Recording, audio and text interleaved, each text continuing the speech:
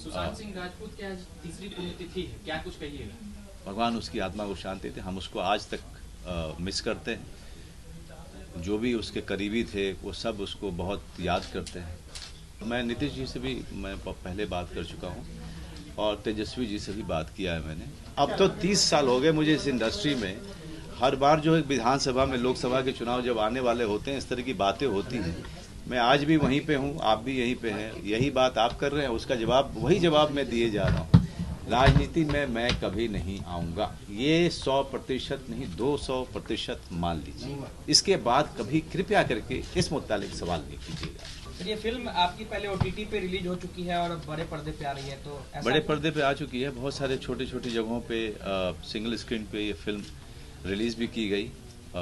ऐसा इसलिए हुआ क्योंकि दर्शकों की भारी डिमांड पे, सोशल मीडिया पे उनके डिमांड भरे हुए थे कि ये फिल्म देखने के बाद उनका मन नहीं भरा था, क्योंकि उनको लगा कि ये बड़े फिल्म पर्दे की फिल्म है।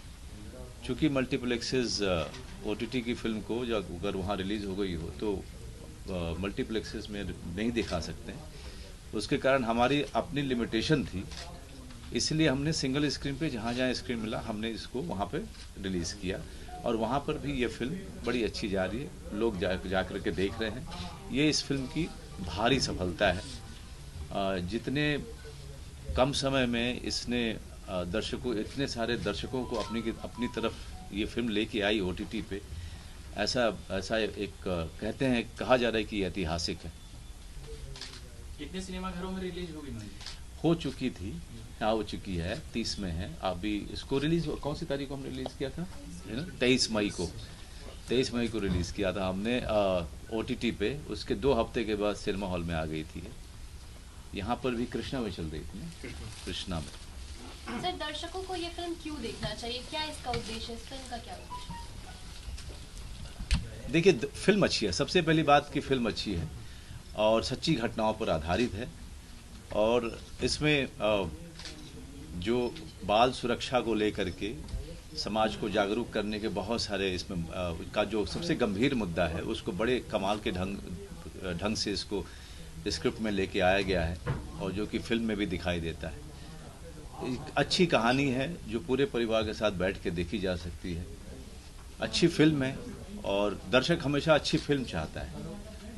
और मेरे हिसाब से अब तक जो करोड़ों दर्शकों ने देखा है वो इसी बात से ये साबित होता है कि जिस तरीके से सोशल मीडिया पर जा कर के उन्होंने इसके लिए मुहिम खड़ी की है, वो इसी साबित करता है कि ये फिल्म बहुत अच्छी है, लोगों को बहुत अच्छी लग रही है।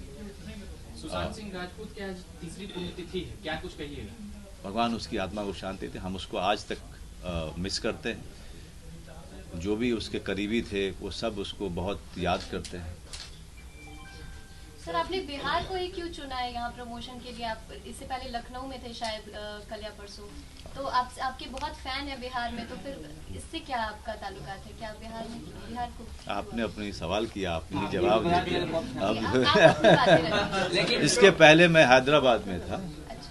हैदराबाद से फिर हम लोग लखनऊ गए और लखनऊ के बाद फिर पटना आए हैं और आगे का प्लान है दिल्ली जाने का। दिल्ली हम 2 बार जा चुके हैं इसके पहले, और उसके बाद फिर प्लान है हमारा इंदौर भी जाने का। उस पर हम लोगों की पूरी मीटिंग चल रही है। इसलिए कि OTT पे कोई भी फिल्म आती है, जब पसंद की जाती है तो हम दर्शकों की इच्छा को देखते हैं। हमें लगा कि दर्शकों की इच्छा ये है कि हम अलग अलग जा करके न सिर्फ इस फिल्म के बारे में बात करके करें, बल्कि जो लोग देख चुके हैं उनको भी एक मौका मिले हमसे आके बात करने का। मौर्या में 25 साल पहले आते थे, अब आते हैं, कैसा लगता है? पहले मैं बहुत जवान था। पहले मैं बहुत खा भी लेता था मीट भात, अब थोड़ा सा खा पाता हूँ। फिल्म में आपने वकील का किरदार निभाने की किस तरह से आपने तैयारी की है सर? इसके बारे में थोड़ा सा बताइए। क्या उसमें चूंकि आप पढ़े लिखे हैं तो मैं आपको बताऊं, मैं कोई पेशा नहीं निभाता हूं, मैं व्यक्ति का किरदार निभाता हूं। वकील 50 तरीके के हो सकते हैं, 50 व्यक्ति अलग अलग हो सकते हैं। इसमें मैंने सोलंकी नाम के व्यक्ति का किरदार निभाया है जो पेशे से वकील है, और उस किरदार को लेके आने के लिए मुझे जो मशक्क़त करनी पड़ी वो उसी तरीके की मशक्क़त है जो बाकी फिल्मों में हम लोग करते हैं। किरदार को जीना सब बहुत ही कठिन काम होता है। क्योंकि सोलंकी है वो चीजों को एकदम पकड़ के रखते हैं और एकदम फोकस्ड रहते हैं उस पे, जो उनका क्लाइंट होता है उस पर फोकस रहते हैं। तो इन चीजों को आपने स्क्रीन पे दिखाने के लिए कैसे तैयारियां की? तैयारियाँ वो जैसे मैंने बेटा आपको यही बोला कि साहित्य यही तैयारी हम सारी फिल्मों में करते हैं।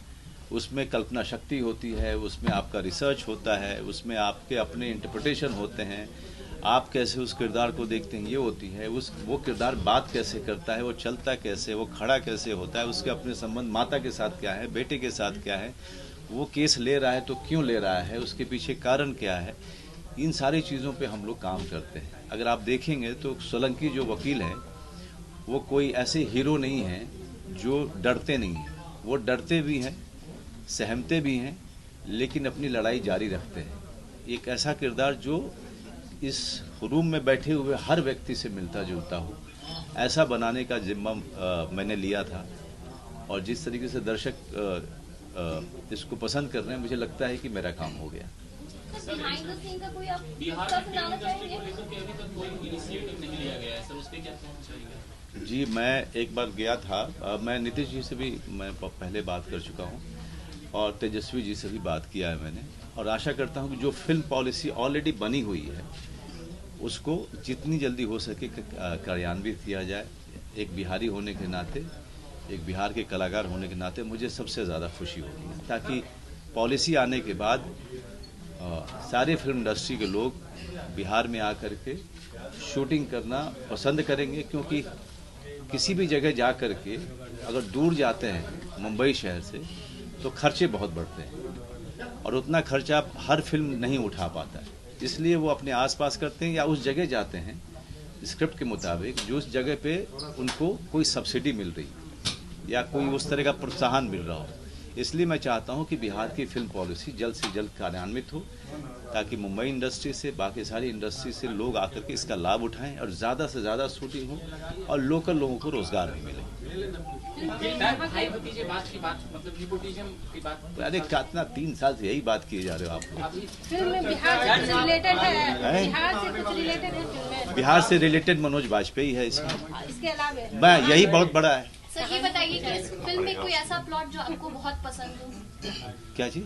फिल्म में कोई ऐसा सीन या प्लॉट? मैंने मतलब बहुत सारे सीन्स हैं इसमें, और दर्शक जिसको पसंद करता है वो हमारी पसंद हो जाती है। दर्शकों को लास्ट का जो क्लाइमेक्स है बहुत पसंद आ रहा है। दर्शकों को जो बच्ची है उसके साथ छत पे जो सीन है वो बहुत पसंद आ रहा है। दिनकर साहब की कविता को जिस तरीके से इस फिल्म में लाया गया है लोगों को वो पसंद आ रहा है। और लोगों को बहुत सारे जो आर्गुमेंट है कोर्ट में वो भी बहुत पसंद आ रहा है। मैं चाहूँगा कि आप सब लोग देखिए, जितने भी पत्रकार बंधु हैं आप लोग जाके देखिए और आप लोग लिखिए, अच्छा रहेगा। आखिर में फिल्म का डायलॉग सफल रहे हैं और चर्चा है कि लोकसभा चुनाव भी आप बेतिया से लड़ेंगे। अरे हर बार ये चर्चा होती है। अब तो 30 साल हो गए मुझे इस इंडस्ट्री में। हर बार जो है विधानसभा में, लोकसभा के चुनाव जब आने वाले होते हैं इस तरह की बातें होती हैं। मैं आज भी वहीं पे हूँ, आप भी यहीं पे हैं, यही बात आप कर रहे हैं, उसका जवाब वही जवाब मैं दिए जा रहा हूँ। राजनीति में मैं कभी नहीं आऊँगा, ये 100% नहीं 200% मान लीजिए। इसके बाद कभी कृपया करके इस मुतालिक सवाल नहीं कीजिएगा। कोई का डायलॉग ओकरा खातिर पैसा लेनी बाबू, अब बड़ा पैसा लेनी हम। जैसे गैंग्स ऑफ वासेपुर में आपका देसीपना दिखा था, क्या आप फ्यूचर में भी वैसा रोल देखने को मिलेगा? पता नहीं देसीपना आप किसको कहते हैं। सिर्फ गैंग्स ऑफ वासेपुर देसीपना नहीं है। सिर्फ एक बंदा काफी है। मैं सोलंकी भी बहुत देसी है। वो कोई पश्चिमी सभ्यता का वाला लॉयर नहीं दिखता है, वो देसी लॉयर दिखता है। हाँ, वो बिहार का नहीं है, वो राजस्थान का लॉयर है। लालू यादव से भी मिलने के लिए जाइएगा सर? नहीं, अभी समय नहीं है। अभी हम लोग इस फिल्म के प्रचार प्रसार के लिए आए हैं, लेकिन आपकी मुलाकात होगी तो नीतीश जी को और लालू जी सबको प्रणाम बोल दीजिए। सर इस फिल्म के बाद और कोई फिल्म है? इस फिल्म के बाद अगली कौन सी फिल्म आने वाली है दर्शकों के लिए कुछ उसका? इसके बाद मेरी सीरीज आएगी जिसका नाम है सूप। अभिषेक चौबे ने डायरेक्ट किया है, जो कि हमारे हिंदुस्तान के जाने माने निर्देशक हैं, और वो मेरे ख्याल से अक्टूबर-नवंबर में वो नेटफ्लिक्स पे आने वाली है। उसका इंतजार मुझे भी रहेगा। मतलब ये कहा जाए कि मनोज वाजपेयी को ओटीटी बहुत पसंद आ रहा है। जहाँ से काम मिल जाए वो अच्छा लगेगा मुझे। हाँ इसमें पैसा ज्यादा है क्या? क्या है नेटफ्लिक्स वाला ना हो उतना पैसा नहीं है, ये है कि लगातार काम मिलेला। मनोज भैया एगो बात बताई, आसाराम बाबू ट्रस्ट फिल्म मेकर्स पे कंप्लेन कैले बारे।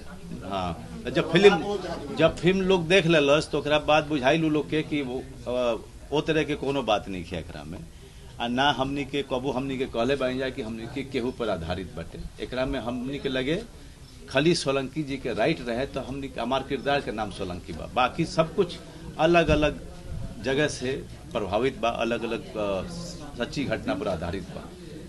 सर आप जैसे कि you belong to a Bhojpuri speaking belt, since you are talking Bhojpuri also, what do you think, what is the prospect of Bhojpuri film industry in Bihar? देखिए मैं भोजपुरी फिल्म इंडस्ट्री से ज़्यादा जुड़ा तो नहीं था, है ना। जब मैंने 18 साल की उम्र में घर छोड़ा था तो मैं हिंदी फिल्मों में जाना चाहता था। उसके बाद से आज तक मैं हिंदी फिल्मों में ही काम कर रहा हूँ। ज़्यादा अच्छा वही लोग बता पाएंगे जो लोग भोजपुरी फिल्म इंडस्ट्री में काफ़ी व्यस्त रहे हैं, चाहे वो मनोज तिवारी हो, निरहुआ हो, रवि किशन हो। मैं सिर्फ इतना कहना चाहता हूँ कि बिहार के होने के नाते और भोजपुरी बोलने वाले के नाते मैं चाहूँगा कि भोजपुरी में लगातार अच्छे अच्छे काम हो, अच्छी कहानियाँ लिखी जाएं, अच्छी कविताएं लिखी जाएं, अच्छी फिल्में बने। बस इससे ज़्यादा मैं क्या कह सकता हूँ। एक फिल्म के लिए मनोज बाजपेयी कितना फीस लेते हैं? तारा से कम ले, खाली दही चूड़ा मिल जाए सबरे पास सुनते करोड़ों करोड़ लेते हैं। तो दही चूड़ा करोड़ में कहाँ आता है? सर फिल्म में तो आप जो रोल निभाए हैं उसमें आपने पैसे नहीं लिए, जो वकील आप जो किए हैं, जो हाँ, केस फिल्म जो लड़े हैं आप हाँ। उसमें पैसे नहीं, तो फिल्म के लिए आप मेरे पैसे में आप लोग की इतनी रुचि क्यों बढ़ी? क्यों दूसरी शादी करना चाह रहे हैं क्या मेरी आप? सबसे बढ़िया हीरोइन कौन लगता है मनोज? इस बात पर ना जवाब दूंगा। काल तोनी के लगवा जा घुमाओ ना ना यही बिहार है। हाँ नमस्ते नमस्ते नमस्ते।